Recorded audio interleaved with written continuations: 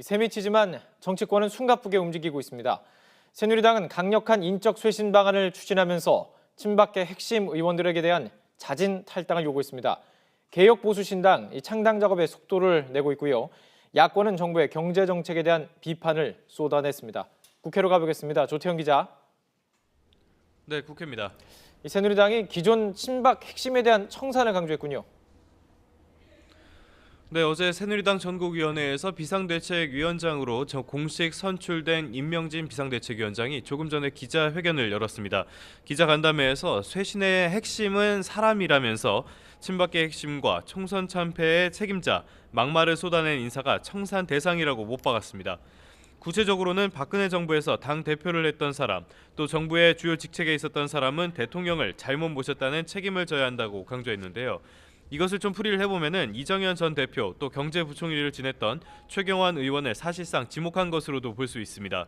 이어서 이들은 정치적인 책임을 져야 한다며 다음 달 6일까지 자진 탈당하라고 압박했습니다. 다음 달 8일에 이 결과를 발표하면서 자신의 거취도 함께 밝히겠다고 했는데요. 청산이 제대로 이루어지지 않으면 비대위원장에서 물러나겠다는 뜻을 밝힌 것으로 풀이됩니다. 하지만 이에 대해서 친박계가 반발할 가능성이 커서 인 위원장의 쇄신은 초반부터 마찰을 불러올 것으로 보입니다.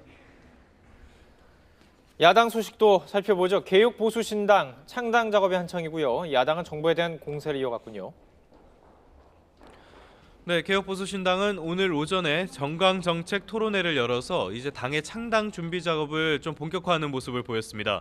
정병국 위원장은 이 자리에서 신당을 출범한 지 얼마 되지 않았지만 17%가 넘는 지지율이 나오고 있다며 보수를 대변할 수 있는 제대로 된 당을 만들어달라는 국민적인 열망이 있다고 강조했습니다. 반면 야권은 정부에 대한 비판을 이어갔습니다. 더불어민주당 추미애 대표는 어제 발표한 경제정책 방향을 보면 우리 경제를 살릴 동력조차 없는 모습이 그대로 반영됐다며 경제에 무능한 황교안 대행 체제에 예견된 일이었다고 지적했습니다. 이어서 이런 측면을 보면 하루라도 빨리 국정 공백을 끝내야 한다고 강조했습니다. 국민의당 김동철 비상대책위원장 역시 실효성 없는 재탕, 삼탕 정책안에 불과하다며 헌법재판소가 조속히 탄핵을 결정해 근본적인 경제 위기를 극복해야 한다고 주장했습니다. 지금까지 국회에서 YTN 조태현입니다.